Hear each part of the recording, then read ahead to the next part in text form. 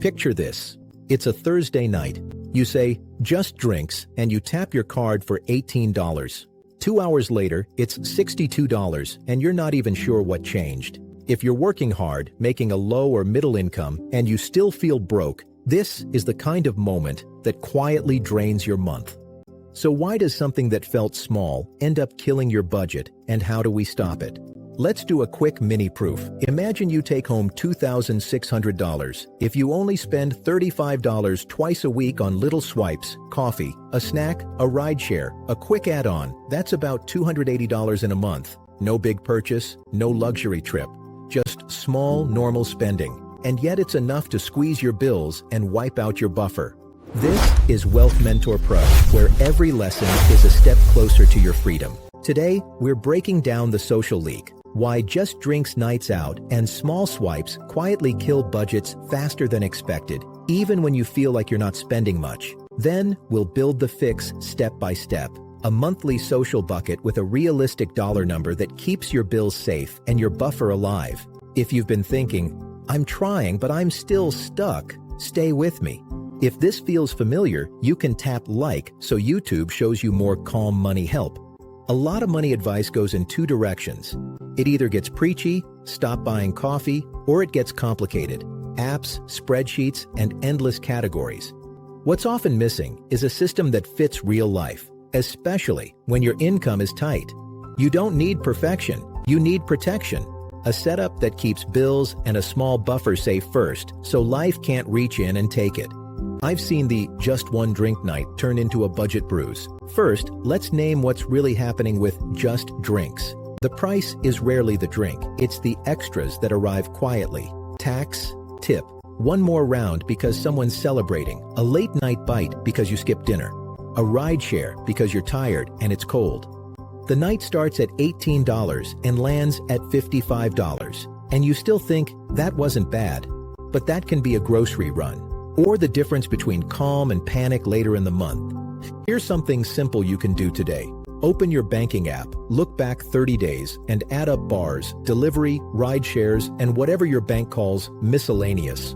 Don't judge it, just measure it. Because if you don't measure the leak, it keeps draining the money you need for stability. Now the second part of the leak, small swipes. They feel painless. Cash feels real because you watch it leave your hand. A tap or swipe feels like air. The screen says approved and your brain moves on. Your card has never once asked, are you sure? But your budget doesn't move on. It keeps a score you don't see. Let's put numbers on it. A $6 snack 5 days a week is about $120 a month. Add a $12 rideshare twice a week, that's another $96. Add one forgotten $9 subscription. Now, you're around $225 without a single big purchase. That's a utility bill. That's a starter emergency buffer. That's rent money for someone sharing a place. If you want one practical step that helps immediately, turn on transaction alerts, at least for the account you spend from most. Not to shame yourself, just to make the invisible visible. When spending is invisible, it's easy to lose control without feeling it. So where does the leak actually go? Most of the time, it doesn't steal from savings. It steals from the space between bills and panic. It steals from your buffer. A buffer isn't a luxury. It's the thin layer that stops a flat tire from turning into credit card debt. And when you carry debt, every month gets heavier. A $300 surprise doesn't stay $300 if it sits on a high-rate card. It becomes a monthly drag that slows everything down. Here's a realistic month. Take-home pay, $2,400. Rent, $1,200. Utilities, $180. Phone, $60. Minimum debt payments, $220. Groceries and basics, $450. You're already at $2,110. That leaves $290 for gas, medicine, birthdays, and life. If just drinks and small swipes quietly eat $200 of that, your buffer isn't failing. It never had a chance. This is where wealth building quietly starts. Net worth is what you own minus what you owe. When a leak forces you into debt, net worth drops. When you protect a buffer and stop new debt, net worth can start rising again, even on a modest income.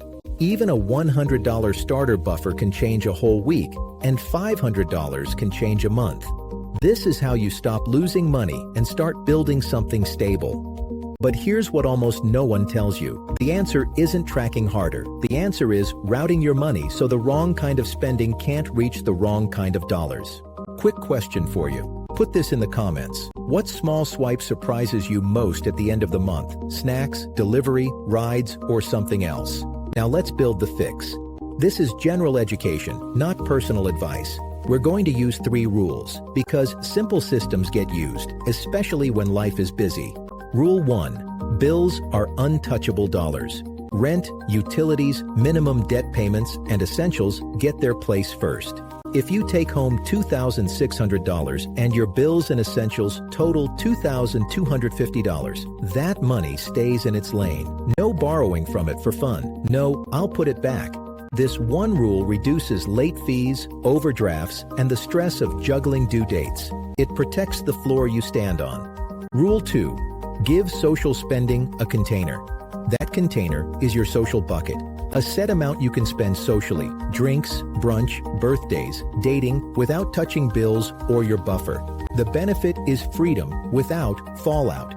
A realistic starting number for tight budgets is often $50 to $150 a month. If money is razor thin, start at $25. If your month is packed, maybe it's $200. The point isn't perfection. The point is separation. Keep it in a separate account, a cash envelope, or a dedicated card. If you want an easy start, move $10 per paycheck into the bucket until it reaches your monthly number. Then when someone says, "Want to go out?" you're not guessing, you're checking. Rule 3. Release it weekly, not all at once.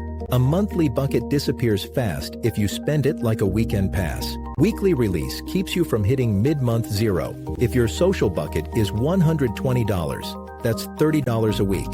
Week 1, you spend $22. Week 2, you spend $34. Week 3, you see $8 left, and you choose differently. 1 drink, no rideshare, or you host at home. Weekly limits keep decisions small and calm, and they keep your buffer alive.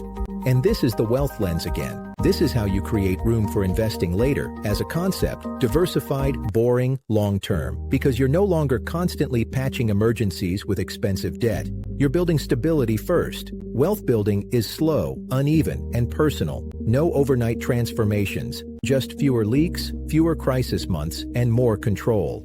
Here's a simple weekly ritual to make this stick. Once a week, open your social bucket and ask, do I want connection or convenience? Connection might be meeting a friend for a walk. Convenience might be a rideshare and takeout. Neither is bad. But choosing on purpose is the opposite of leaking. Remember where we started. Just drinks turning into $62. The social bucket doesn't stop you from going out. It stops the leak from reaching rent money. It protects your buffer so the next surprise doesn't push you into debt. This is Wealth Mentor Pro. If you found this helpful, give the video a like and subscribe for calm, practical money guidance. And if you want to keep going, click the next video YouTube is suggesting. It'll help you build more control, one step at a time.